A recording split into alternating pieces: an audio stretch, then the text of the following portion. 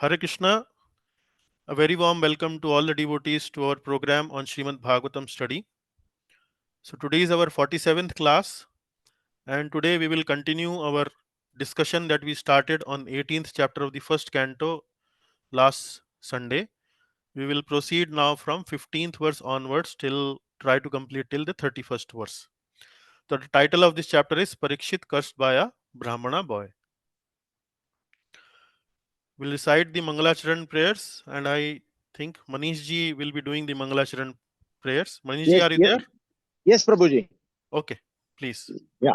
Om Ajnanatirmirandasya Jnananjanashalakaya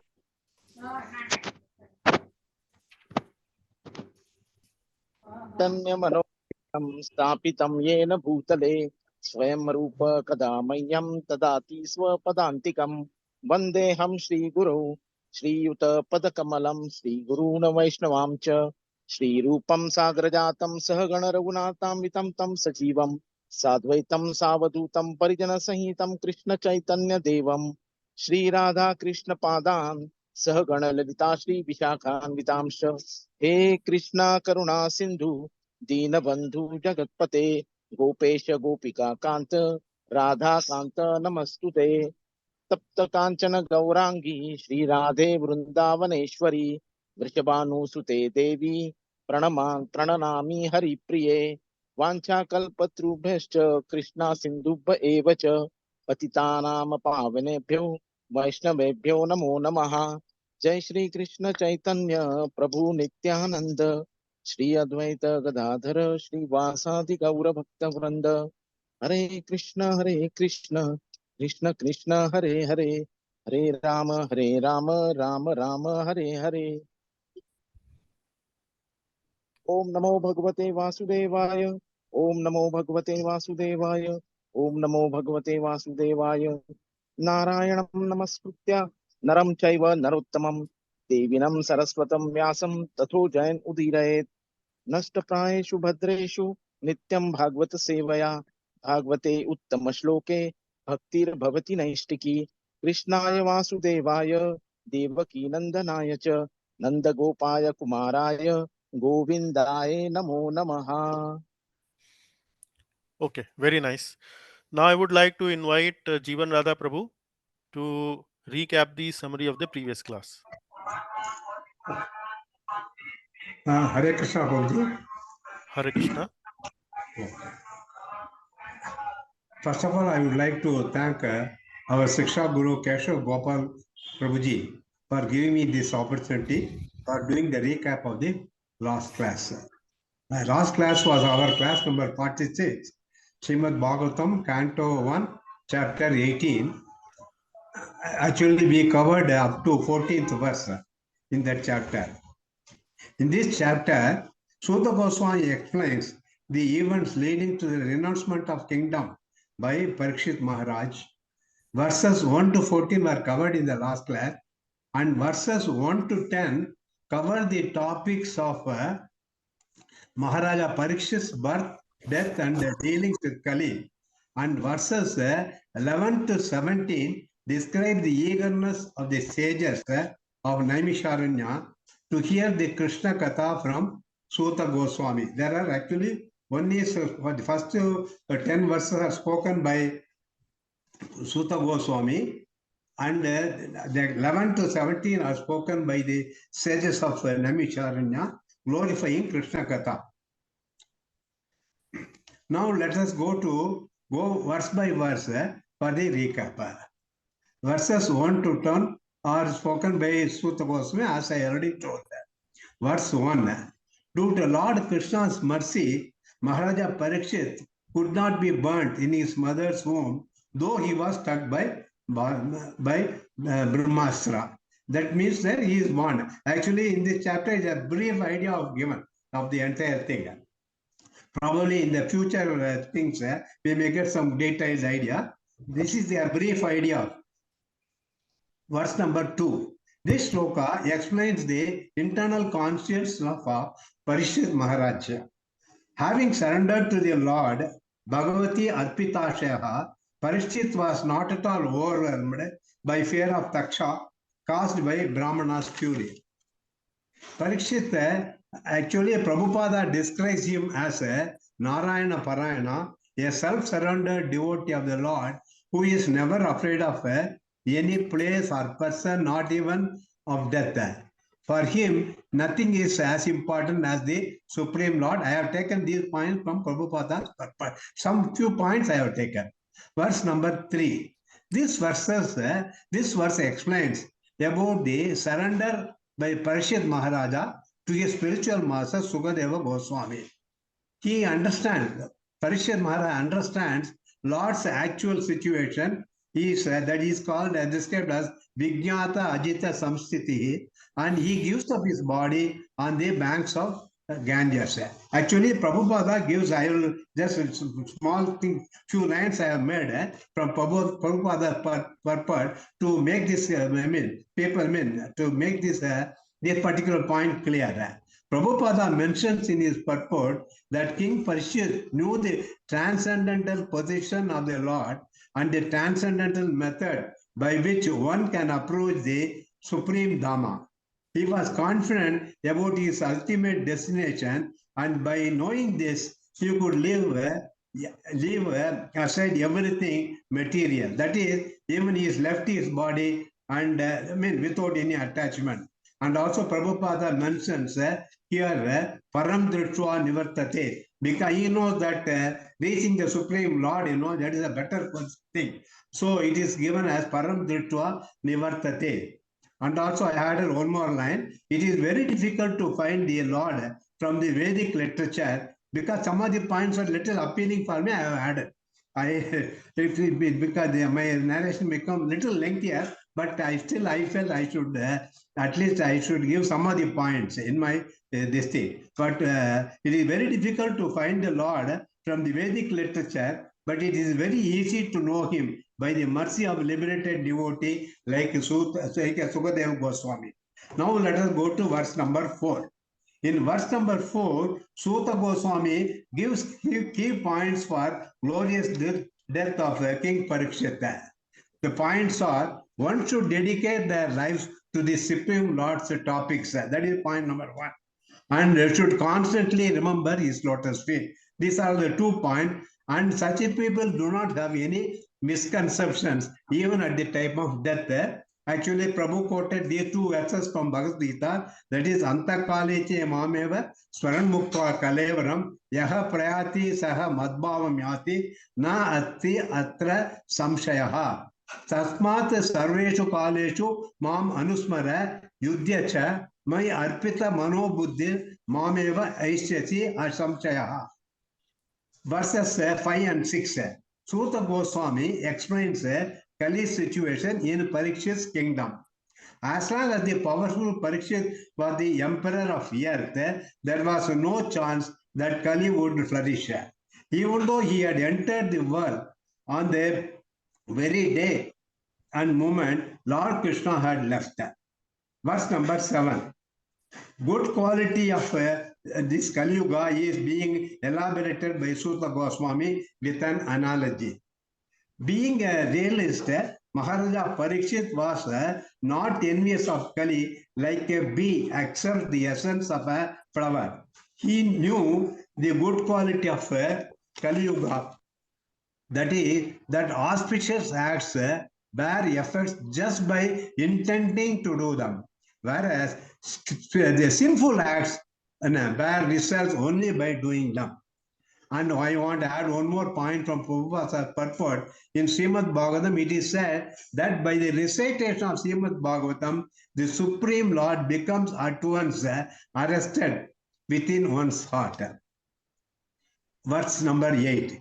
In this verse, Suta Goswami brings out that Kali is fearful for the less intelligent and not for the self-controlled devotees. Considering this, Maharaja Parikshit takes care of foolish people and ensure the propagation of a devotional service of the Lord to the common man. This is the step he takes.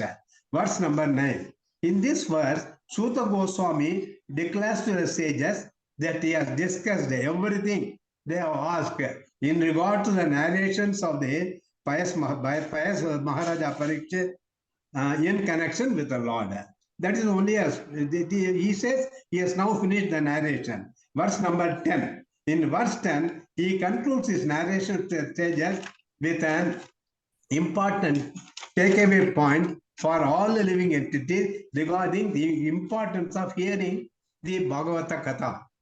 That is, those who are desirous of perfection in life must submissively hear the topics concerning the transcendental qualities and wonderful activities of the Lord. That is, here Prabhu quoted that Bhagavad Gita shloka, Janma karma che me divyam yo veti tattvataha Tyakta deham punarjanma naite mameti, so Arjuna. In verses 11 to 17, now we are going to the next thing where the sages of Naimisharanya, they address Sutta Goswami and they are very eager to hear about Krishna Katha. Verse number 11. In verse number 11, the sages glorify Sutta Goswami, wishing him many years of long life and eternal fame, and they thank him for their service. He narrated the nectar of the Lord of Krishna to them who are mortal. We are all after all mortals. So we are very fortunate to have you. And they wish him long life and fame. Prabhupada describes in these acts of the Lord as transcendental, divyam, due to spiritual internal energy in his purport. Verse number 12. In this verse, the sages categorically bring out the difference between the 1,000-year-old sacrifice and Shravanam, the first in the Navamida Bhakti. They further declare that their bodies are blackened by the smoke of the uncertain sacrifice that is being described Anashwase Karmani, whereas they are pleased by the intoxicating nectar of the lotus feet of the Lord, Govinda, while hearing the Krishna Katha. Prabhupada brings out nicely in this purport the scarcity of the qualified Brahmanas, their unscrupulous greedy nature in Kali Yuga, and also the simple, congregational chanting of the holy name, which is called as Sankirtana Yajna. Actually, I also want to read out from the purport. Now I am leaving it because of short of time. Verse number 13. In verse number 13, actually, this is the thing. This verse was covered also in the Shloka memorization class as well as in our class in detail. So I am just giving only the meaning of that particular shloka. Sutta Goswami brings out the power of devotee association. In the previous shloka, he talks about the hearing portion of it. From whom hearing? We hear it from Sukadeva Goswami, who was a real pure devotee of the Lord. So this is how the association helps, and how the association is meaningful is brought out in this shloka, and it says that even a moment of devotee association, that is Lavenapi Bhagavat Sangi Sangasya, is compared to Swarga, cannot be compared. That particular thing cannot be compared to even Swarga or liberation. In such a situation, what to speak of worldly benedictions? Worldly benedictions. Yes, because this shloka was covered in detail in the last class, I am not going to further elaborate. Verse number 14, this is the last one which was covered in our class. In this verse, the process of hearing Shravanam is being glorified by the sages. The sages describe the Lord as an exclusive shelter of great living beings. Mahattam Ekanta Parana. The Lord is described as Mahattam Ekanta, that is the exclusive shelter of the great living beings. His transcendental attributes cannot be measured even by masters of mystic powers, Yogeshwara, that is, even by Lord Brahma and Lord Shiva, who are considered as the Yogeshwara, even that they cannot measure it. Lord Shiva and Lord Brahma are two chiefs of they are the two chiefs of the demigods and are full of mystic powers. Lord Shiva drank an ocean of poison, of which one drop is sufficient to kill a living being. Similarly, Lord Brahma could create many powerful demigods, including Lord Shiva. They are lords of the universe. They are called the lords of the universe or Ishvara. But they are not supremely powerful like Lord Govinda. So lots of transcendental glories cannot be measured by the lots of transcendental glories. Still, even though they are the Yogeshwara, they cannot be easily measured by them. When it is not possible for Yogeshwaras like Lord Shiva and Brahma, how is it possible for even an expert in this material world to do that? Thus, the power of hearing is being magnified by the sages of Naimisharanya. With this, I want to end my this thing by ending there. I want to end my recap. I thank once again the Prabhuji for giving me this opportunity. I also thank all the devotees who have given a patient hearing. And in case anything has to be added, I request Prabhuji to add them after this. Thank you, Prabhuji. Thank you all the devotees. Hare Krishna. Thank you, Jivan Radha Prabhu, for a very nice recap of the summary of the previous class. Very nicely covered by also adding some brief points from the purport. So thanks a lot. Yeah. So now we start the discussion of our class today. I hope you can see the screen. The slide is moving. Yeah. Yes, Prabhuji. Okay. Very good. Prabhuji, yes, Prabhuji. Okay. Nice. So now we have covered till the 14th verse, which is the first two sections. The second section partly covered. We will start our discussion from the 15th verse of the second section. So the sages of Naimisharanya have been hearing Sud Goswami. Sud Goswami have been narrating about Parikshit Maharaj's kingdom, discussion about how Parikshit Maharaj met cow, which is Dharni, and Dharma, which is the bull, and seeing Kali tormenting both of them, he intervenes.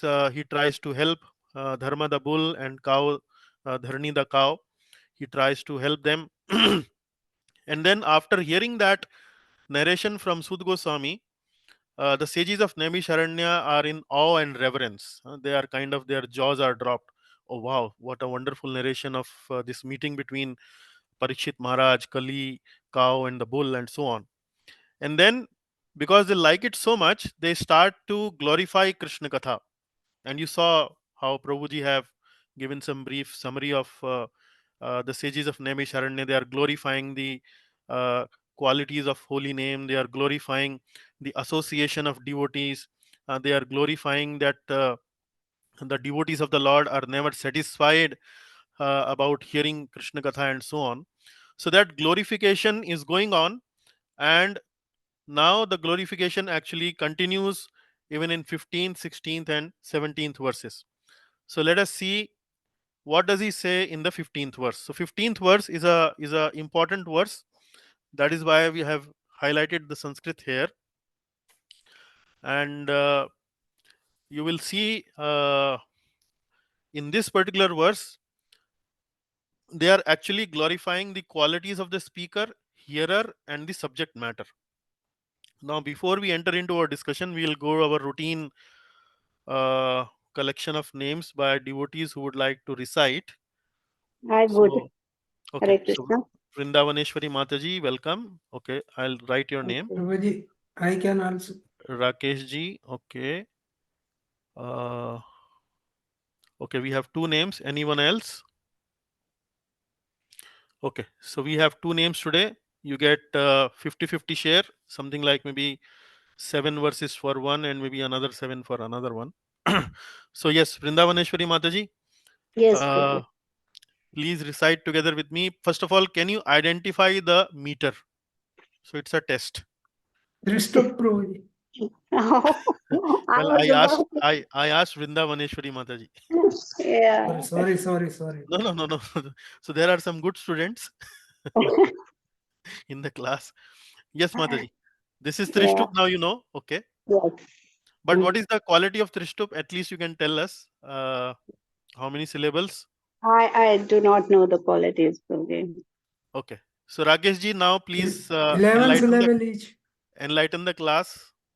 Okay, 11 and syllable in each 11 line. syllables. So can you count 11 syllable, Vrindavaneshwari Mataji here? Actually, I forgot, Guruji, how to count because I'm not regular in shloka memorization Okay. classes. Okay. Okay. So if you read the Devanagari, you don't count the half syllable, you count only the full syllables. Yeah, And in each line, if you count the full syllable, then you will know how many, what kind of a meter is this. So can you count now? yeah. So one, ta Hmm. is one, Hmm. na. I will count one na because another na Yeah. is half. Yeah. Okay. The two, Hmm. bha, three, Hmm. va, four. I Hmm. will not count na. Hmm. Vai, five, 5. Hmm. bha, six, Huh. ga, seven, va, eight, Huh. and pra, pa, Huh. pa. So that's nine. 9. Dha, no, nine, 10. 10, Huh. and no, that's Is 11. 11. 11. Okay. Now, which is the reference verse that we use for remembering that what should be the melody? Karpanya doshu. Karpanya dosha. So now you know the melody. Yeah, So how will it sound like the melody if you like to pronounce it? yes, I will try. Hmm.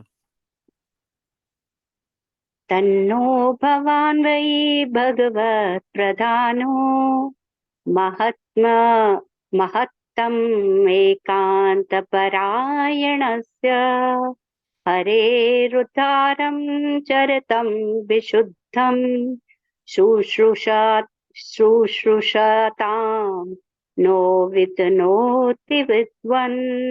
Very nice. Very nice. Thank you. कार्पण्यदोषोपहता स्वभाव तन्नो भवान् वै भगवत् प्रधानो महत्तमैकान्तपरायणस्य हरेरुदारं चरितं विशुद्धं शुश्रूषतां नो वितनोतु विद्वन्. Like this. Very nice. Okay. So please read the translation. Yes. O Sutta Goswami, you are a learned and a pure devotee of the Lord, because the personality of Godhead is your chief object of service. Therefore, please describe to us the pastimes of the Lord, which are above all material conceptions, for we are anxious to receive such messages. Yes. So now you can see here in this verse specifically the qualities of speaker, the qualities of the hearer of Krishna Gatha, and the subject matter of Krishna Gatha are described here. So the qualities of speaker are understood by this word Bhagavat Pradhano. Bhagavat Pradhano means that for the speaker, what is the topmost, what is the Pradhan means what is the chief objective of the speaker, for what chief object of service we can say, that is the Supreme Lord. The personality of Godhead is your chief object of service. And then ekant parayanasya mahattam ekant parayanasya. Mahattam means the biggest, the greatest. So the greatest objective is the Lord. And ekanta parayanasya. Ekant parayanasya means there is no other object in your life. So that is the quality of the speaker. Hmm. And then the quality of hearer comes from this word shushrushatam. Shushrushatam actually means what? He is very much desirous of hearing about Krishna Katha. So shushrushatam no vitonotu vidwan. So that is the quality of the hearer. And the subject matter. So the subject matter is about Lord Krishna or Lord Hari. And what is the qualities of Lord Hari have been described here? Harer Udaram. Udaram means magnanimous. Charitam. So Charitam actually is, you can say, his activities. And Vishuddham. Vishuddham would mean pure. Pure, or what we can also say divine, transcendental. So these are the qualities of the subject matter, the qualities of the hearer of Krishna Gatha, and the qualities of the speaker. So ultimately he's saying you are learned, and pure devotee of the Lord, because the personality of Godhead is your chief object of service. This is the quality of the speaker. Therefore, please describe to us the pastimes of the Lord which are above all material conception. Harer Udaram Charitam Vishuddham. This is the subject matter of subject matter what the speaker is supposed to speak. And then Sushru Shutam no Vitunotu Vidwan. For we are anxious to receive such message.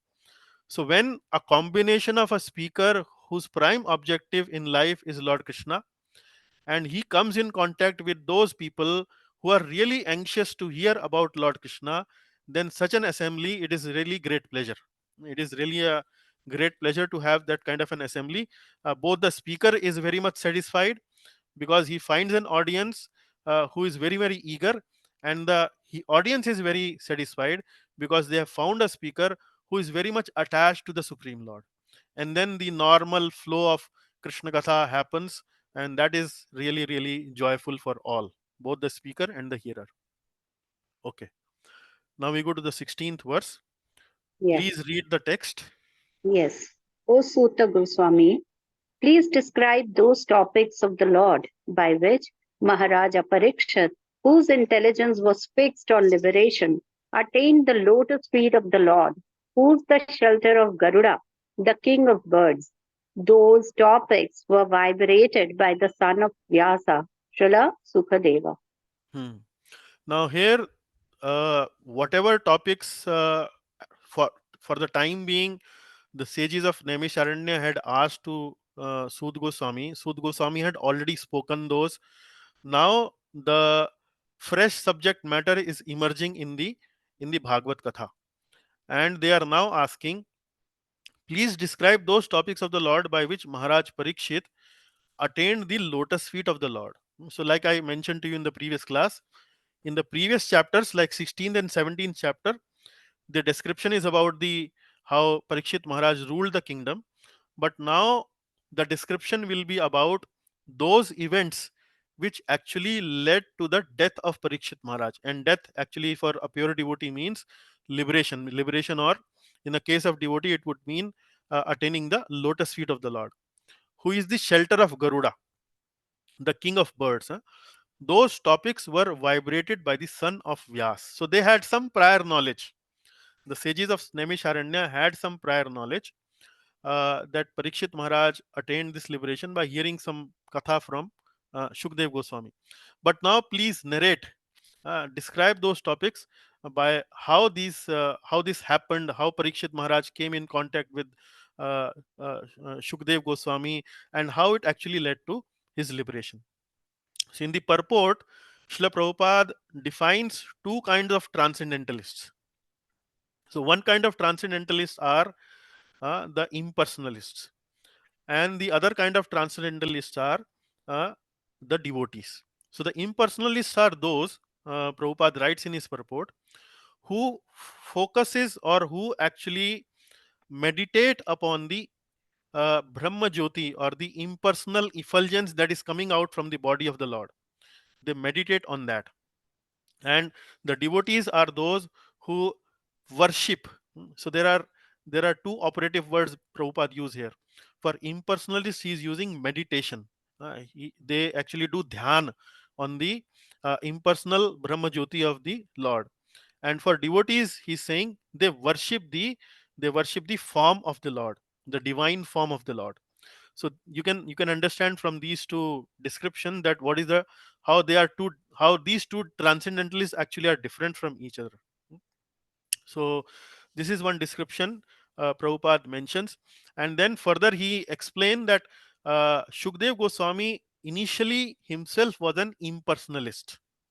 So sometimes in ISKCON, or in our discussion, specifically within ISKCON society, we see that the word impersonalist sometimes is not understood in a very positive sense. Like we also, when we describe about impersonalists, we also talk about Mayavadis. But not all impersonalists are actually Mayavadis. Some one category of impersonalists, they are called as Brahmavadis. So Brahmavadis means that they get attracted more towards the impersonal aspect of the Lord rather than the personal aspect of the Lord. So Shukdev Goswami was one such person who was very much attracted towards the impersonal aspect of the Lord. But then later on, when he heard about some brief narration about the qualities of the Supreme Lord Krishna, he also became so much attracted to the words, to the glorification that was done.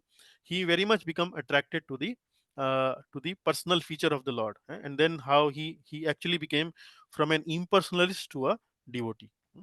So this is how we can understand from the purport. And then Prabhupada also talks about chapter 12.5 of Bhagavad Gita, where this discussion between impersonal worship and the personal worship, the question is asked by Arjuna. Arjuna asked this specific question, that which is better, impersonal worship or the personal worship? Then Lord Krishna clearly explained in the fifth verse that, my dear Arjuna, it is the personal worship that is much more easier, much more simpler, and that is what I recommend. Impersonal worship is full of difficulties. It is full of difficulties. So like that, he explains that. Okay, we now go to the 17th verse. Yeah. Thus, please narrate to us the narrations of the unlimited, for they are purifying and supreme.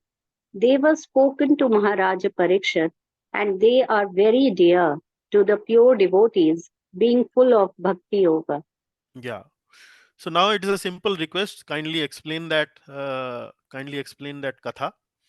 And then because they are very purifying, so they even if the katha they are requesting is about how it led to the liberation or achievement of lotus feet of the Lord by Parikshit Maharaj, although it is related mainly to the Parikshit Maharaj and so on, but still they are calling it very purifying. So there are certain characteristics they mention about this katha. So the idea is that uh, Krishna katha not only includes narration about Lord Krishna, but Krishna Katha also includes a narration about the Katha of his devotees.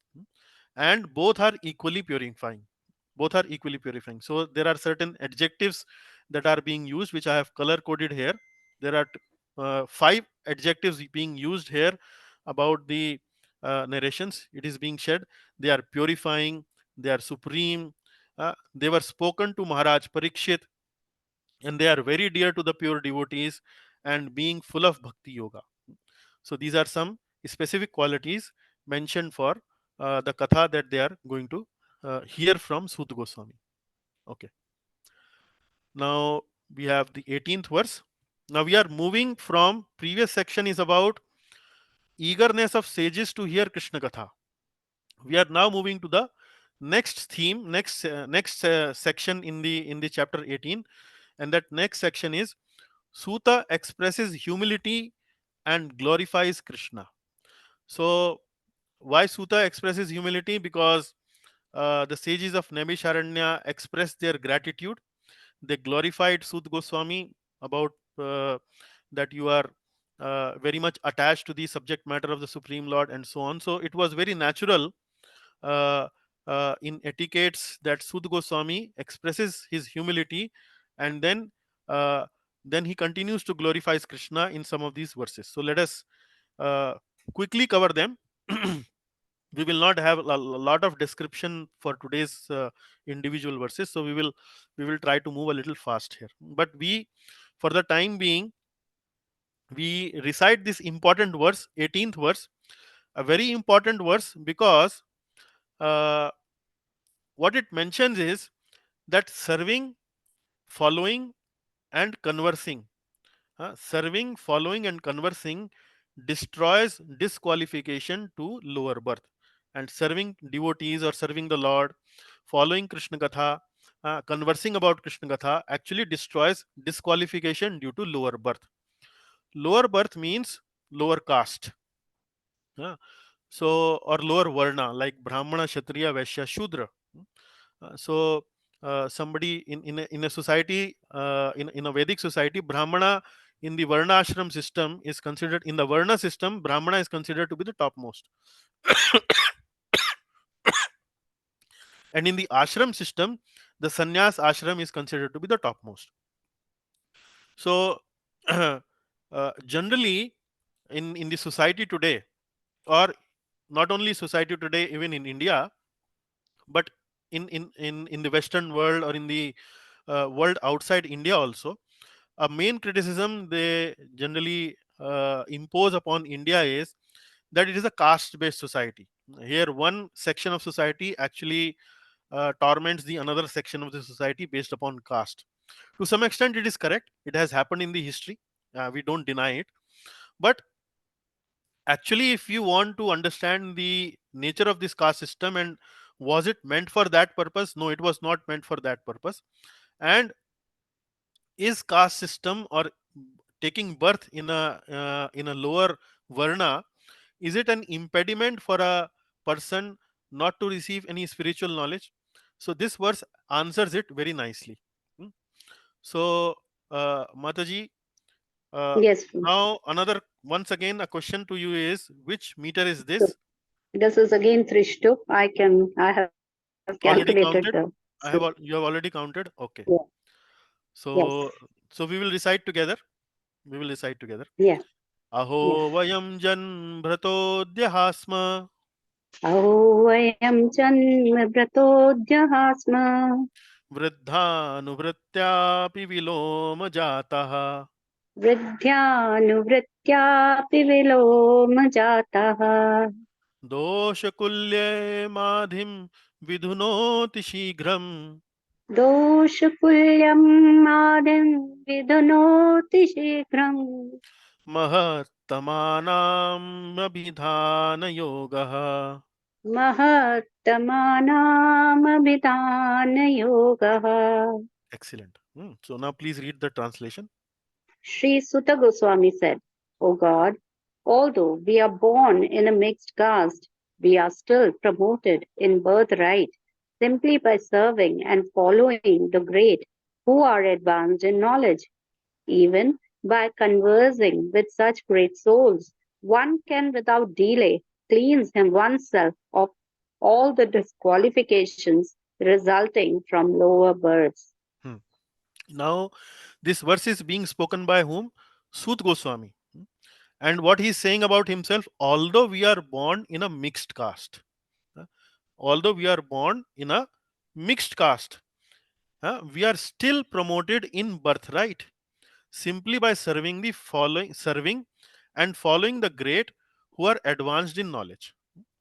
So he himself is identifying himself that he is of a lower birth. He is saying that we are born in a mixed caste, and then he is he's glorifying that although he is born in a lower caste or a lower birth, but he got promoted by which process?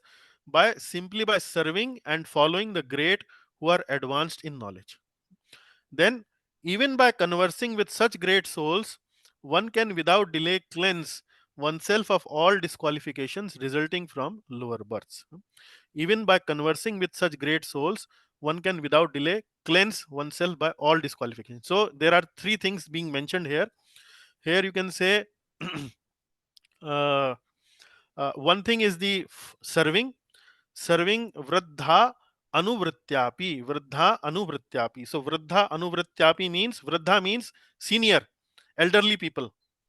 So senior Vaishnavas. Anuvrityapi means uh, serving these elderly people. Then so this is one thing. And then uh, conversing actually is abhidhana yoga. Abhidhan actually means conversing. So this is the second thing. And you can say uh, yeah, so actually anuvritya actually includes both serving and following. Vruddha anuvritya actually includes both serving and following, and then abhidhan means conversing. And here you see this word vilom jataha in the second line. The words the word is vilom jata. Vilom jata means it is mixed caste. So You mean Varna Shankar? Viloma Jata? विलोम जाता actually means असंस्कृत निम्न कुल में जन्मे थे. असंस्कृत means which was not very polished in Okay. that kul. So whether it is Varna No, Sankar, that I cannot say. because the word in English is mixed caste. So I Hmm. Yeah, mixed caste could also mean that maybe born out of maybe union of maybe a Kshatriya or a Vaishya, or maybe Kshatriya of a Shudra, and so on. I think it. It is not very it is No, not clarified in the Prabhuji, I think purport. it is said that mother was a superior caste and father was an inferior caste. Okay. Do you know okay. for sure? Yeah, I read it here only. I'll send that picture to you also. Oh, yeah. Okay. Yeah, Okay. okay. Hmm. Okay, because it was mentioned that he was not he was born in a Brahmana kul. He was not born in a Brahmana, but Okay. he was born in a mixed caste. Mixed caste could mean, okay, you send me a picture, Prabhu. Can you explain what is that in the picture? Vasudevan Prabhu?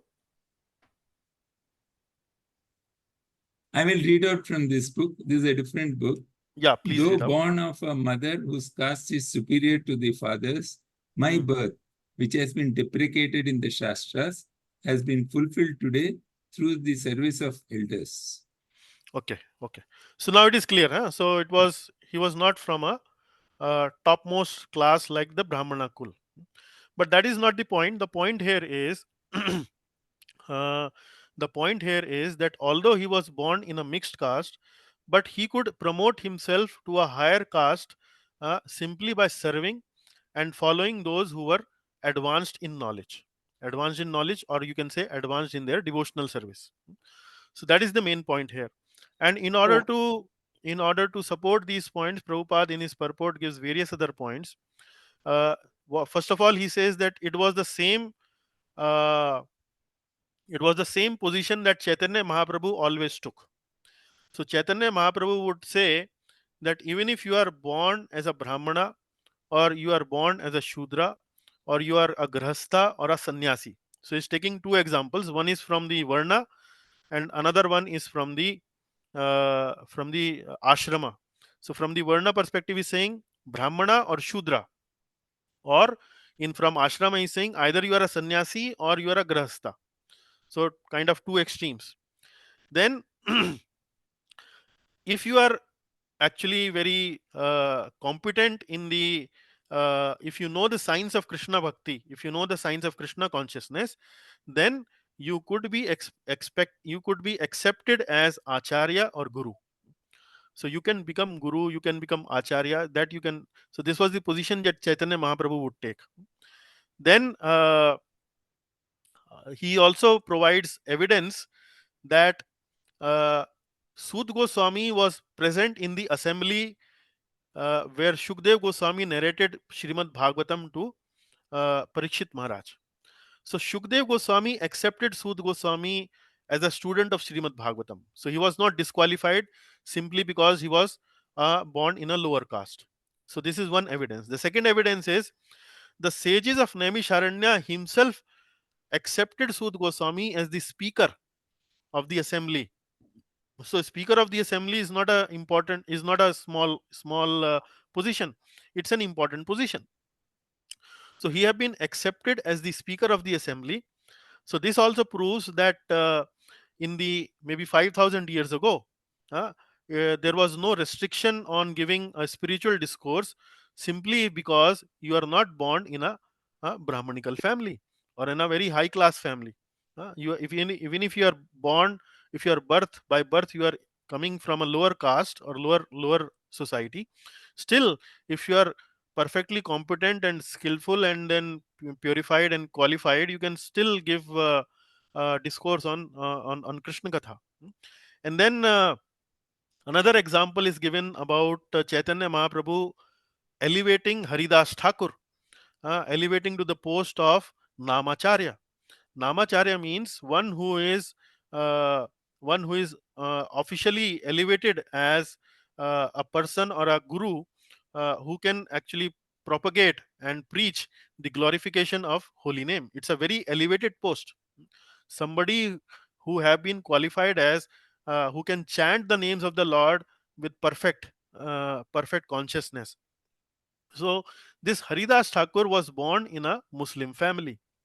So even though he was born in a Muslim family where there are a lot of practices which are non-Vedic, or I would say uh, not accepted as pure practices in Vedic society, even though he was born in one of such Muslim families, but he was accepted as Nam Acharya. It is a very elevated post. So like this, from this verse we can understand that if you are properly educated, elevated, knowledgeable, realized in the science and art of Krishna Bhakti, then it does not matter what is your birth. So that is the main point. Okay, now going to the 19th one. Yeah. And what to speak of those who are under the direction of the great devotees, chanting the holy name of the unlimited, who has unlimited potency. Hmm. So in the previous verse, what was being mentioned? In the previous verse, there were, let us go once again.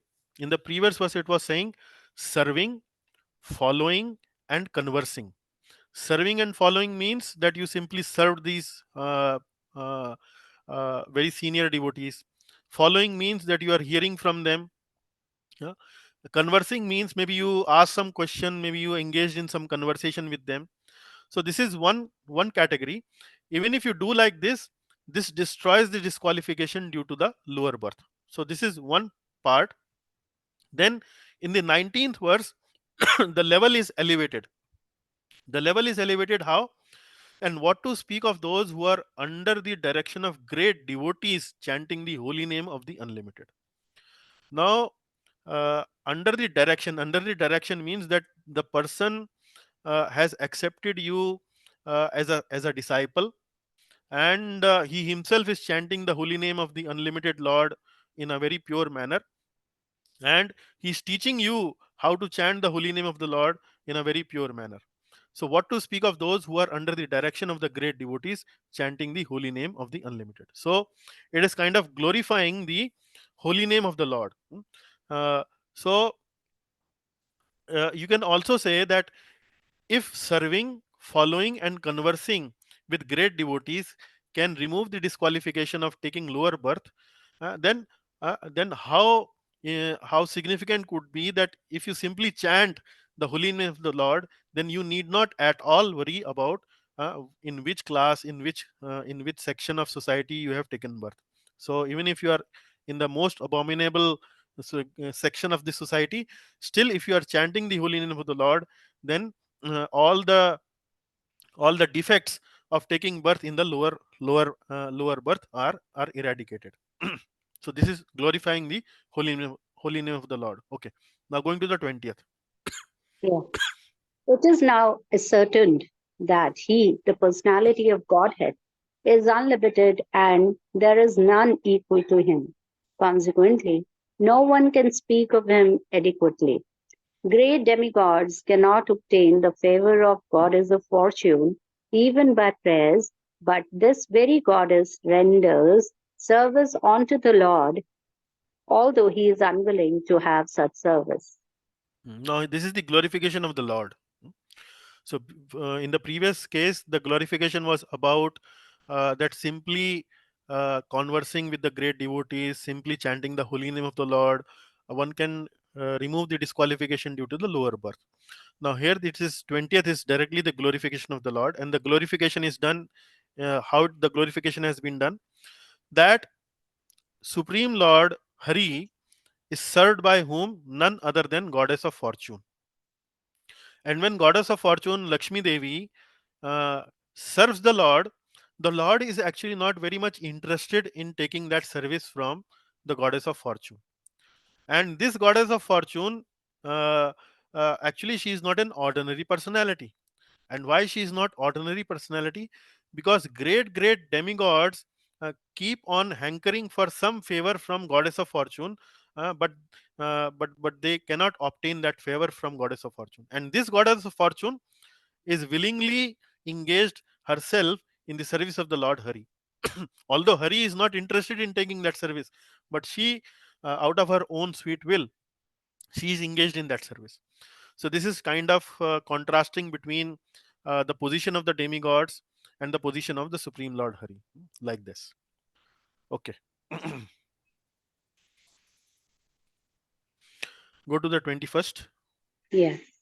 Who can be worthy of the name of the Supreme Lord but the personality of Godhead, Sri Krishna? Brahmaji collected the water emanating from the nails of his feet in order to award it to Lord Shiva as a worshipful welcome. This very water, the Ganges, is purifying the whole universe, including Lord Shiva. So again, the contrast is given between the demigods as well as Lord Krishna. So we have already discussed these topics a couple of times in the previous classes also. Ultimately, Lord Krishna, there are three categories. One is Jiva Tattva, one is Shambhu Tattva, and one is Vishnu Tattva. So Vishnu Tattva category means Lord Krishna, Lord Vishnu, Lord Ramchandra, Lord Narsimadev, and many other Vishnu incarnations that the name we know of. So these are Vishnu Tattva. So they are in one category. Then in the second category comes Shambhu Tattva. Shambhu Tattva is a little below than the Vishnu Tattva categories. Here Lord Shiva and his incarnations are explained. And then Jiva Tattva. So Jiva Tattva, Lord Brahma is from Jiva Tattva. So Jiva Tattva is still below the Shambhu Tattva. So Shambhu Tattva is somewhere between the Jiva Tattva and the Vishnu Tattva.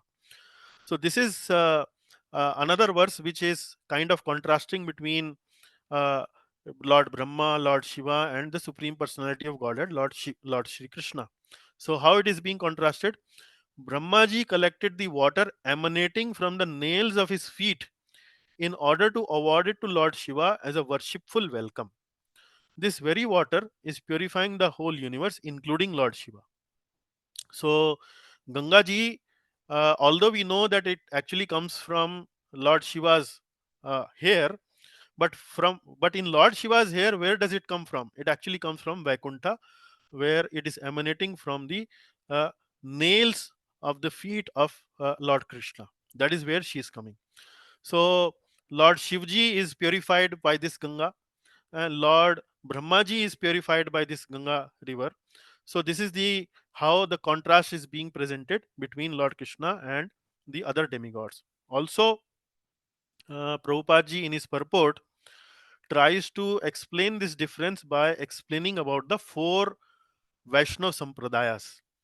So anyone in the class, do they know about what are the four Vaishnava Sampradayas? So maybe I'll give a chance to maybe those who are not that non-initiated, or I would say not that experienced.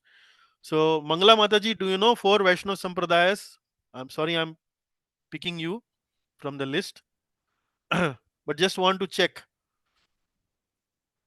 Sorry, Prabhuji, no. Any one Sampradaya or two Sampradaya, Vaishnava Sampradaya, do you know?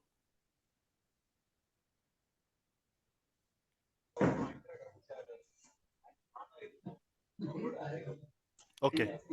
I hear that. I mean, I think you don't know. So let me check with the Vinayak Prabhu. Would you know about four Vaishnava Sampradayas?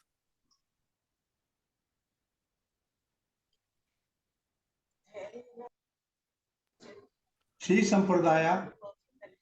Jeevan Prabhu, just 1 minute. I just want to check in the class.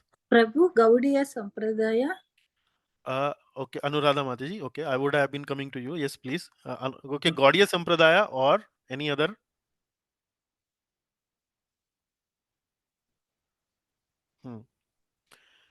Okay, Hello, then Prabhu. yeah, Prabhu, Vinayak Prabhu. Yes, Sri Lakshmi Sampradaya, Rudra Lakshmi Sampradaya, Sampradaya, Rudra Rudra Sampradaya. Sampradaya, And then Brahma Sampradaya. Brahma Sampradaya. Third, anyone? Anything missing? Kumar Sampradaya. Okay, Kumar Sampradaya. So what is the speciality of Lakshmi Sampradaya or Sri Sampradaya? Prabhu, there, Ramanuja. Prabhu, wait.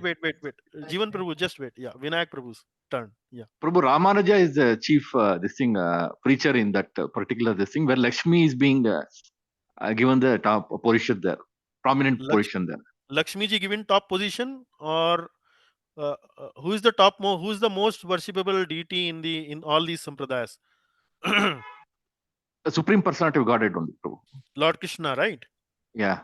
So what is the position of Lakshmi Devi there? That means Lakshmi's prominence is added, Prabhu, there, along with Vishnu there. So Lakshmi Devi actually is the devotee of Lord Krishna, Lord and Krishna. Lakshmi Devi is starting that sampradaya. Yeah. So Lakshmi Devi receives knowledge from Lord Krishna, and then Krishna. she passes on that knowledge to the others. Yes, yeah. Similarly, what happens in Brahma Sampradaya?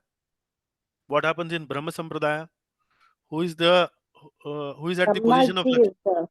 Brahmaji is considered to be the devotee.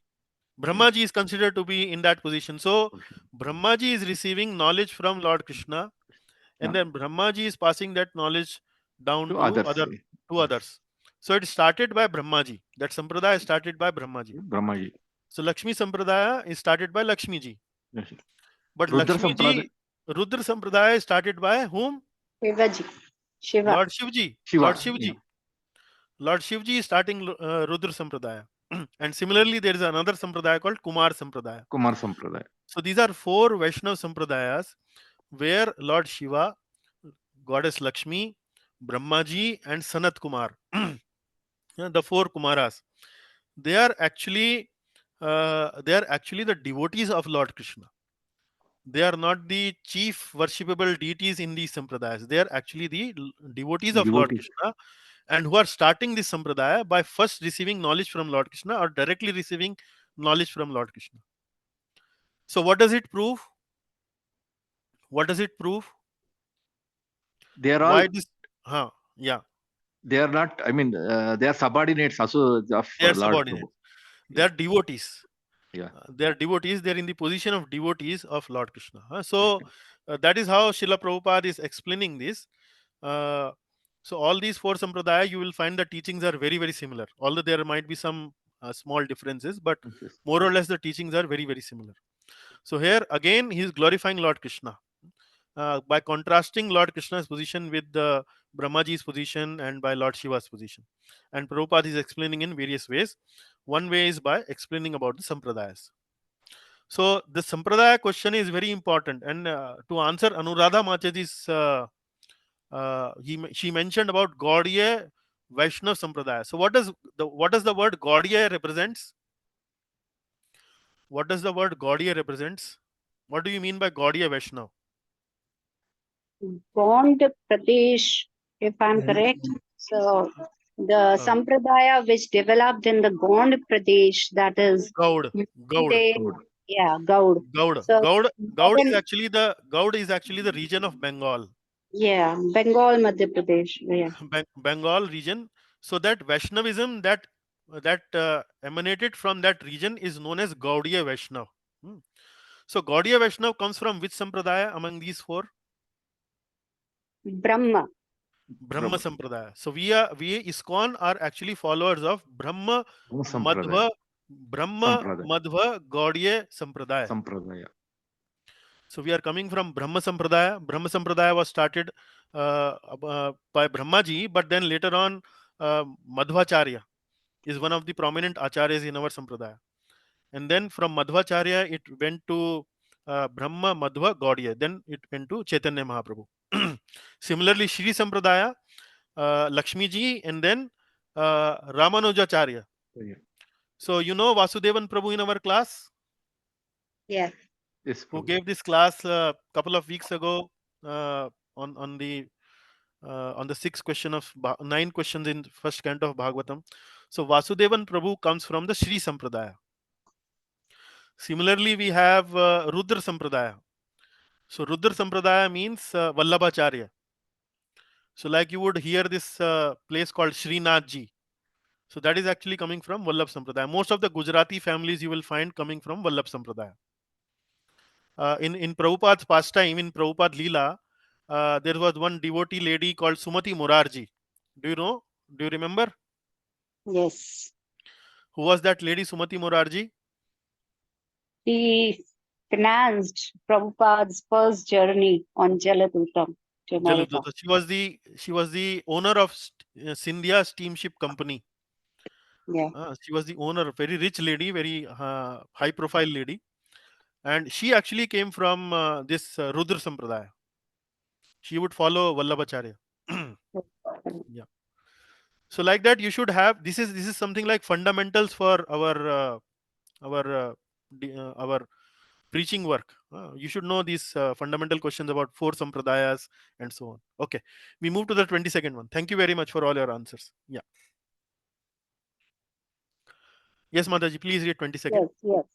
Self-controlled persons who are attached to the Supreme Lord Sri Krishna can all of a sudden give up the world of material attachment, including the gross body and the subtle mind, and go away to attain the highest perfection of renounced order of life, by which non-violence and renunciation are consequential. So here again, Sud Goswami is glorifying how the who are the devotees of the Supreme Lord Krishna, they are so attached to the Lord, they can give up the world of material attachment within seconds. Although we may see that these people are in various roles in society, they may be household life, they may be in different other positions, and so on, but uh, because they are so much attached to Lord Krishna, they are already renounced, and they can give up their material attachment, including their gross body and subtle mind, within seconds. There is no they don't take any time. And here uh, the definition of self-controlled person actually is described indirectly. Self-controlled person who are attached to the Supreme Lord Sri Krishna can all of a sudden give up the world of material attachment. So how do we attain this self-control? In bhakti, the way we attain this self-control is by who can answer this? Who can answer this question? Following the Guru and Vaishnavas.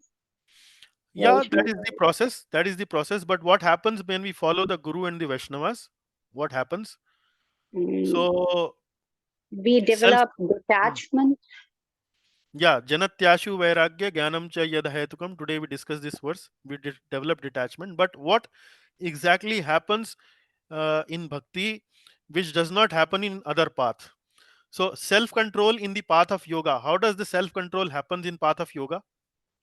Yoga means Ashtanga Yoga. So meditation on the impersonal feature of the Lord. Well, fundamental questions. Please think and answer. Okay. Ashtanga Yoga. What happens in Ashtanga Yoga? What do you mean by Ashtanga Yoga? Kaan, dharana, samadhi, do. Yam Niyam, Asan Pranayam, Pratyahar, Dharan, Dhyan, Samadhi. Right. Yeah. So in the process of Ashtanga Yoga or Dhyan Yoga, what do? We do Yam Niyam. There are certain do's, there are certain don'ts.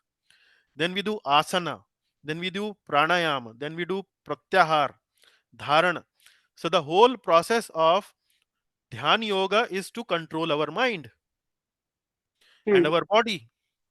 Our mind, our body by mechanical means. Mechanical means by doing some asanas, yoga asanas, by doing some pranayam, by controlling our breathing, by by practicing these very nicely.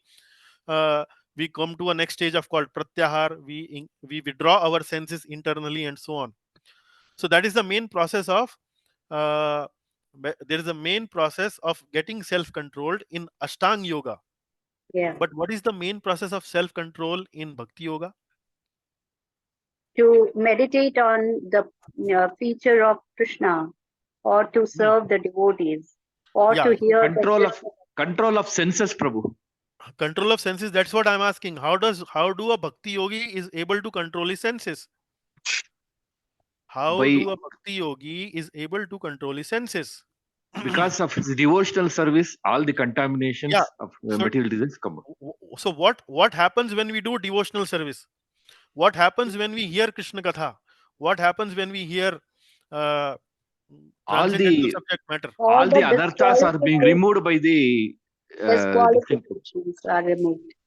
Yeah, Impurities are removed. Impurities are impurities removed. are removed. Okay, that is. I mean, answers are good. Actually, I wanted to hear something very specific. This is something to do with the second chapter of Bhagavad Gita. Vishaya vinivartante. Oh, Anartha you anartha develop nivrutti, a no Prabhu. higher taste. Huh? Sorry. Yes, You Anartha Mataji. develop a nivrutti. higher taste We other than develop a, material. we develop a higher taste. We Yes. develop a higher taste. Very nice. Very nice. So what happens is when we hear Krishna Katha, when we associate with devotees, when we take Krishna Prasad, etc., etc., what happens is we develop a higher taste. We start to like these things so much that we develop a distaste for all other activities. All other activities means all other material activities. We don't find pleasure in that. So that's what happened. So this is what is being mentioned here. Self-controlled person who are attached to the Supreme Lord Krishna can all of a sudden give up the world of material attachment, including the gross body and subtle mind, and go away to attain the highest perfection of the renounced order of life, by which non-violence and renunciation are consequential. Hmm. So this is the process of bhakti yoga. When we hear Krishna Gatha, we become attached to Lord Krishna. We become attached to our spiritual master. We become attached to the process of bhakti yoga, hearing, chanting, dancing, feasting, etc., etc. We develop so much liking about it that we forget all about other things. Watching mundane sports, smoking, drinking. Because why would people smoke and drink? Because they get pleasure out of it. But if they can get pleasure, higher pleasure, superior quality of pleasure by doing bhakti yoga practices, then they automatically leave this smoking, drinking, and all other kind of abominable activities, like that. So this is how they develop Prabhu, we self-control. can control our mind also, no, Prabhu, doing all this. Mind control, yeah, it is actually mind control only. Self-control means mind control. The mind is one of the faculties who keep on wandering here and there. What does the mind do? You remember that picture of five horses, and then there is a chariot, and there is a chariot driver, and then there is a passenger in that chariot. Do you remember that picture, Mataji? Yes, So the Prabhu. so the five horses are what? Five horses are Sense five control, senses. Prabhu. Five And what senses. are those? What are those reins? The mind. The mind. Mind control. The mind. What are those reins? The reins are the mind. Huh? And then what is the driver? The What is the buddhi. driver? Sorry? The intellect. Buddhi. Intellect, Buddhi, intelligence, Buddhi, intelligence. intelligent. So when we hear Krishna Gatha, our buddhi becomes good. We get some knowledge. And then because of that strong knowledge, we control our mind.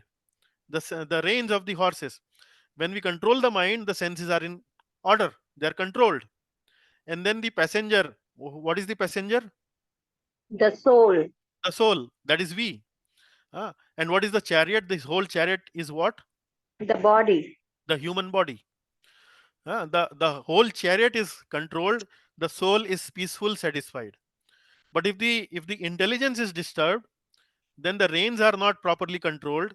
Then the senses go here and there. The eyes goes in their direction, the nose goes in their direction, and the chariot is actually topsy turvy, and the soul is disturbed, like that. Hmm. So self control actually means control of the mind only, Anuradha Mataji, right? Okay, we go to the next one, Thank you, 23rd. Prabhu. Thank you. Yeah, thank you, Mataji. O Yes, rishis. Mataji. Hmm. O rishis, who are as powerfully pure as the sun, I shall try to describe to you the transcendental pastimes of Vishnu as far as my knowledge is concerned, as the birds fly in the sky, as far as their capacity allows. So, do the learned devotees describe the Lord as far as their realization allows. Yeah, so here's now Sud Goswami is giving some prelude that he's going to start the narration soon. He's saying that as you have asked me a question, I'm going to narrate you what you have asked me. I'm going to answer that, and then uh, please kindly allow me. I would like to tell that I have my own capability. I have my own limits as a speaker, and according to that, according to my realization, according to my capacity, I will narrate to you. So he's kind of trying to show his humility here. He's a pure devotee of the Lord. He's actually quite learned, quite knowledgeable, but still uh, he's accepting it that it is my limitation. As far as my realization will allow, I will speak to you. So here Prabhupada writes in the purport that uh, that the capability of narrating Krishna Katha also comes from the Lord himself. So the more to the extent he empowers them, they are able to propagate Krishna Katha. So like that. So he's giving some background now. So this is something, the last verse of this section, 18 to 23, Suta expresses humility and glorifies Krishna. And with this little introduction, he will start to narrate the story. He will start to narrate the story. And here we would invite Rakesh ji to read the text. Rakesh ji? Yeah. Thanks, Prabhu. Hmm. Once upon a time, Maharaj Parikshit, while engaged in hunting in the forest with bow and arrows, became extremely fatigued, hungry, and thirsty while following the stacks. While searching for a reservoir of water, he entered the hermitage of the well-known Samika Rishi and saw the sage sitting silently with closed eyes. Hmm. Shamika. So this is about now the story narration starts. In the story narration, Parikshit Maharaj is being narrated as a hunter. He is hunting for some animals. Stags are mentioned. Stags is deer. So he's chasing some deer, and while chasing deer, he becomes very fatigued. He becomes very thirsty. He becomes very hungry, and in order to satisfy his hunger, his thirst, etc., he start looking for some reservoir of water and finds a hermitage. Hermitage means an ashram, and in the ashram he finds that a rishi, the name of rishi here is Shamik Rishi, is sitting very silently, closing his eyes, and so on and so forth. That's how he's sitting there, meditating, closing his eyes, probably doing some dhyan yoga, ashtang yoga, and those kind of practices. So like that, it is being narrated here. So please go ahead. 26th. The Muni's sense organs, breath, mind, and intelligence were all restrained from material activities, Hmm. and he was situated in a trance apart from the three wakefulness, dream, and unconsciousness, having achieved a transcendental position qualitatively equal with the Supreme Absolute. Right. So the Muni's sense organs, breath, mind, and intelligence were all restrained from material activities, and he was situated in a trance. So trance means what? Trance means samadhi. So samadhi is a technical word, comes in which yoga? We just now discussed. It comes in Ashtang Yoga. Ashtanga Yoga. Ashtang Yoga. So what are the 8 limbs of Ashtang Yoga? Yam, Niyam, Asan, Pranayam, Pratyahar, Dharan, Dhyan, Samadhi. So when the samadhi happens, then the senses are completely inwards, the mind is completely under control, and so on. So the person is actually completely absorbed uh, in the thoughts of in the thoughts of the Paramatma. So this is the situation where Shamik Rishi is being described here, and Parikshit Maharaj, when he enters the ashram of the sage, he finds that he was situated in a trance. And here in the purport, it is being mentioned in the verse. It is being mentioned Brahma Bhutam Vikriyam. Brahma Bhutam Avikriyam means when what happens in samadhi. In the samadhi, the mind is fully under control and the consciousness is very pure. We it is not tinged with kam, krodh, lobh, moh, mad, matsarya. Because how does kam, krodh, lobh, moh, mad, matsarya goes in Ashtanga Yoga? By following yam niyam, by doing asana, pranayam, pratyahar, dharan, dhyan. So all that practices, through all those practices, a dhyan yogi get rid of these 6 anarthas. And how does a bhakti yogi get rid of these 6 anarthas? The method is different. The method is by shravan, kirtan, and then by vandan, smaran, like that. The nine ways of doing bhakti. So the bhakti yogis process of cleansing is different from the cleansing process of an ashtang yogi. But here it seems the Shamika Rishi was kind of following the Ashtang Yoga process. Although whatever process you are following, you are getting cleansed, purified, and so on. So that is why it is being mentioned that qualitatively equal with the Supreme Absolute. Brahma Bhuta Avikriyam. Brahma Bhuta Prasannatmana Shochati na Kankshiti. Do you remember this verse? Do you remember Yes. this verse? Brahma Bhuta Prasannatmana Shochati na Kankshati. So Brahma Bhuta stage actually means where we are not having any anarthas. We are already got rid of anarthas. So similar situation was this Shamika Rishi. He was following this Ashtang Yoga process, completely absorbed, undisturbed, not knowing anything what is going around in his ashram, whether the king has come, stood next to me, asking for water, etc., etc. Doesn't know anything. Simply absorbed in the thoughts, internal thoughts. Like that. So this is the position. Now what happens, Rakesh ji? The sage, the sage in meditation was covered by the skin of a stag, and long compressed hair was scattered all over him. The king, whose palate was dry from thirst, asked him for water. Yeah. So Maharaj Parikshit requests, sir, can you please give me some water? I'm really very very thirsty. So like that he makes this request in this 27th verse, and then what happens? Let us see.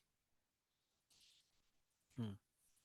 The king, not received by any formal welcome, by means of being offered a seat, place, water, and sweet addresses, considered himself neglected, and so thinking he became angry. Hmm. Now Parikshit Maharaj asked for water. He is a king. He's a samrat. Not only a king. He's actually an emperor. He's a samrat. So Samrat coming to an entering into an ashram, and the rishi actually did not uh, do the needful to welcome him, to offer him some seat, a place to sit, some waters, even if not water, maybe at least some sweet words. Nothing. And then this made Parikshit Maharaj uh, felt very, very hurt, very, very, I would say, offended. Hmm. Oh, I am a Samrat, I am an emperor, and this sage is not showing uh, any kind of a protocol behavior where he could. I'm not asking for a big welcome like guard of honor or all those kind of things, but I know these rishis, maharshis are not that resourceful in those sense, but he could even offer me some seat, maybe some water, maybe some sweet words, words of some welcome. He could have offered me, but he's not doing it. So he felt very offended and he became very very angry. Now here what we need to understand, so far whatever description have we heard about Parikshit Maharaj, specifically in previous chapters, where he's interacting with the bull, with the cow, he's interacting with the Kali. Kali, although tormenting bull and cows, Parikshit Maharaj still actually gives him shelter in his kingdom and so on and so forth. So, do you think, I'm asking the devotees assembled here, do you think this anger befits Parikshit Maharaj or is it something abnormal? What is your opinion? I think he was a Kshatriya, Hmm. and the three modes of material nature. Hmm. Some way or sometimes it overpowers Hmm. the a person, Hmm. and that is why he acted this way. Otherwise, Maharaj Parikshit was a great devotee of the Lord. Yeah. So that's what I'm asking. So far, what we have heard the description is that he is a great devotee of the Lord. He's very much self-controlled. He respects the all section of the society, specifically the Brahmana class of society, the sannyas class of society. Even though, even though he was, even though he was seeing that Kali was tormenting the bull, the cow, etc. But still he heard both the parties. He still gave some shelter to Kali, although he knew he was irreligion personified, etc., etc. So my question was, whatever description we have heard about Parikshit Maharaj, that he's a great devotee, this kind of a behavior by Parikshit Maharaj, does it befit his behavior or not?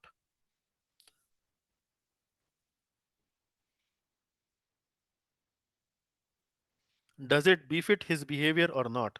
No. No. We will not expect that Parikshit Maharaj would behave like this simply because a rishi has not offered him any glass of water, and he's already observing that he's in samadhi, he's in meditation. He is not in a position to notice that I am standing next to him. Although, and this is one reason. Then the second reason is, uh, uh, he may not. He's a brahmana. He's a sannyasi. He's from a renounced order of life. So first of all, he's in meditation. Then second, he's a above the kshatriya class. From varna perspective, he's at a higher class. So simply because he's feeling thirsty and the rishi is not able to offer him water, getting angry, and angry to the extent that he starts to do some nonsensical or say unwanted activity to Shamik Rishi, certainly uh, does not fit the description we have heard about him so far. And that is the very genuine realization of the devotees, like Vrindavaneshwari Mataji just now mentioned. That is very genuine. And Prabhupada gives a reason for that. So Prabhupada is giving this reason that it does not befit the behavior of a great devotee like Parikshit Maharaj. That simply because being thirsty, because great devotees of the Lord can do can do Ekadashi Vrat, Nirjal Vrat, for the whole day, and they don't get irritated about it. And they are practiced by doing these kind of things. They can control their anger, they control their thirst, hunger, etc., etc. So it was very unusual, very unwarranted of a devotee like Parikshit Maharaj to behave like this. And Prabhupada gives this reason that it is actually because Lord has some plan to execute through Parikshit Maharaj. He became angry in order to assist the Lord to execute his plan, to execute his bigger plan. And what was the bigger plan? Can anyone guess? What was the bigger plan? Yeah. What was the bigger plan, Mataji? To teach Bhagavatam to all the Yes, Yes. Vinayak Prabhu. Yes, Vinayak Prabhu. Very correct. To bring Srimad Bhagavatam in this world. To bring Srimad Bhagavatam in this world, Parikshit Maharaj was used or as an instrument by Supreme Lord Krishna. So Parikshit Maharaj is not an ordinary personality. He is being used, he is being chosen by Lord Krishna to reveal Srimad Bhagavatam to this whole world. So this is one thing. Can you remember any other incident that had happened in the past where Lord Krishna used his devotee for revealing another great scripture? Anyone? You mean Bhagavad Gita? Yeah, very good. So what did So what did the Lord do to reveal Bhagavad Gita? he used Arjuna. He He put used him Arjuna. into such a, Yeah, he yeah. used Arjuna. Very good. So what? How did he use Arjuna? He put him in such a difficult situation. Hmm. So Arjuna is also a pure devotee of the Lord. He is actually a friend of the Lord. Yes. So how come Arjuna got bewildered by seeing his relative in Mahabharat war? Not possible. Yes. Not possible. How he became bewildered? Why he became bewildered? Because Lord wanted to reveal Bhagavad Gita to the world. To the world. That is how he kind of engineered, or I would say inspired Lord Arjuna or Arjuna to become bewildered just before the Mahabharat war. So the point is, these instances we cannot consider that this anger in the mind of Parikshit Maharaj or this bewilderment in the mind of Arjuna, uh, because they are pure devotees of the Lord, it is because of their past karma or it is because of the modes of material nature, like Vrindavaneshwari Mataji was mentioning. So they are above the modes. They are already pure devotees. Pure devotees are already beyond the modes. So it is not possible. So what only reason we can understand in this situation is that it was the sweet will of the Lord that He orchestrated the whole event in this fashion, like that. Hmm. Okay, now we go to the 29th verse. Prabhuji. O Brahmana, the circumstances having distressed him with extreme hunger and thirst, the king directed toward the sage his anger and envy, which he had never before directed towards a Brahman. Which he had never before directed toward a Brahmana. Here Sud Goswami himself is saying, in the past, in the history, it never happened that Parikshit Maharaj directed anger towards a Brahmana. Parikshit Maharaj was a well-trained Kshatriya. He knew to whom to direct his anger to. He knew very well that certain section of the society, anger cannot be directed. And that is Brahmana, a saint, a child, a woman, and an elderly person. So these are the classes of society or section of society to whom we should not be angry to. We cannot award punishment to these people. But how come Parikshit Maharaj, with so much training and so much good marks in his curriculum, in his CV, in his biodata, became angry toward a Shamik Rishi who was in his ashram, who was meditating? Parikshit could very well see that. And then himself being a pure devotee, he became angry. It was the only thing is that it was all preordained by the Supreme Lord. Okay, 30th. While leaving, the king, being so insulted, picked up a lifeless snake with his bow and angrily placed it on the shoulder of the sage. Then he returned to his palace. Yeah, now not only anger, he did this kind of a nonsensical act. So anger was one act which we cannot explain understanding and knowing Parikshit Maharaj's qualities and character. Then this is another one. This is something which befits a normal living entity in this world. And what is the normal living entity does? Normal living entity who is not self-controlled, if he is insulted, he will counter insult or retaliate. You told me, you called me names, I called you even bigger names. तुम मुझे गाली दोगे, मैं तुम्हें इससे बड़ी गाली दूंगा. That's what the behavior we see in the world around us. But here we see Parikshit Maharaj, who is a very cultured Kshatriya, a very well trained Kshatriya, coming from a very high family and so on, with the lineage from Bharat Maharaj and lineage from Kunti Devi and so on, with such high lineage, uh, he's doing this kind of a mischievous act. A lifeless snake, he's offending this great sage by putting this snake around his neck. For what? To give tit for tat. Tit for tat. You did insulted me by not welcoming me, by not offering me water. I also will insult you. This is a lifeless snake. Let me garland you with this snake. So like this, Parikshit Maharaj reacts, which is unbefitting, which is very abnormal, which we cannot digest. We cannot digest, isn't it? Okay. Now coming to the last verse of the class today. Please read.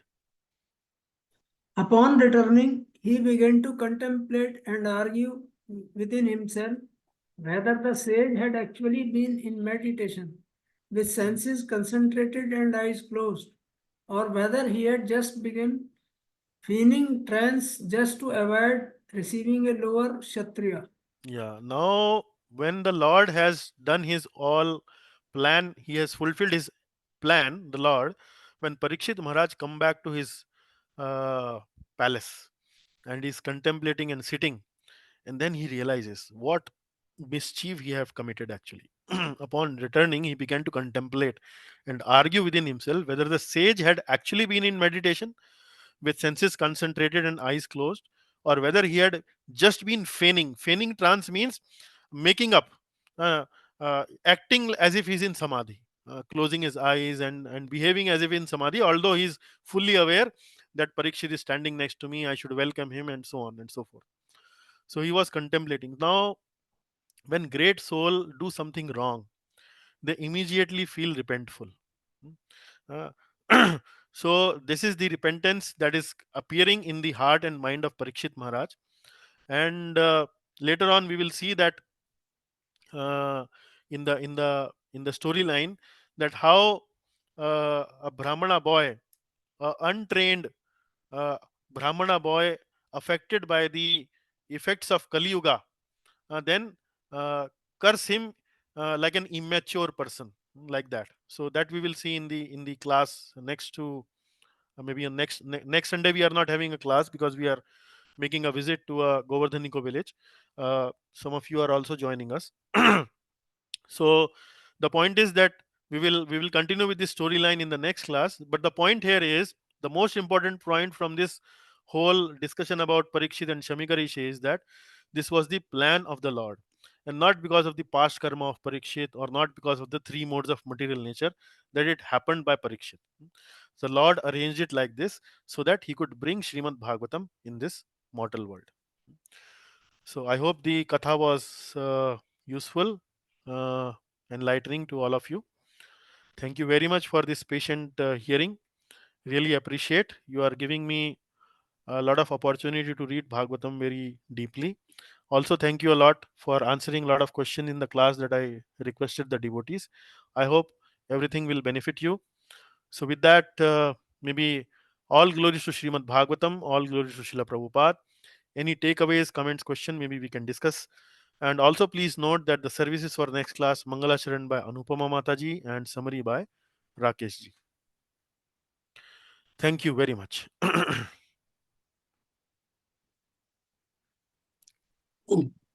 Hare Krishna. Hare Krishna Prabhuji. Yes. Dandavat ji. Dandavat. Aishwan. Glory to my Guruji, and of course, glory to the Sri Prabhupada. See, what I learned from today is this, especially the last part of our lesson today, that to select for Bhagavatam, Parikshit, and to select for Gita, the Arjuna, was a very, very befitting, the right choice, because a person has to be highly qualified and to converse with Lord the Great. So he could not select anybody else other than these two stalwarts, highly educated and real choice. Cultured, well-trained devotees. So, and this is my comment, Yeah. Okay. Very nice comment, Prabhuji. I think you picked up the point. The highlight of the class, I would say the main takeaway is, certainly it was not the karma or the three modes of nature that was driving Parikshit for this, but it was the arrangement of the Lord to bring Srimad Bhagavatam. Very nice, Prabhuji. Very good. Okay. So nicely. Thank you. Dandavad. Dandavad ji. Any other takeaways? Any other point would like to share?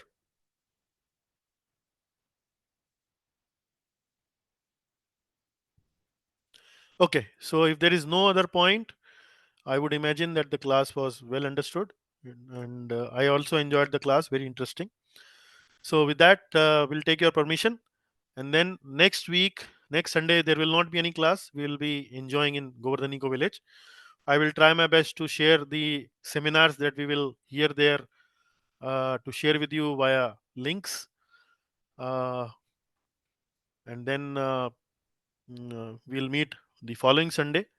Following Sunday would mean 7 plus 7, 14th of April, right? Yeah. 14th of April. Till then, Hare Krishna. Thank you very much. Hare Krishna Prabhuji. Hare Krishna Prabhuji. Hare Thank you. Thank you. Hare Krishna. Prabhuji. Hare Krishna. Hare Krishna. Hare Krishna Prabhuji. Thank you. Hare Krishna. Thank you. Hare Krishna. Thank you, Prabhuji. Hare Krishna Mataji. Thank you.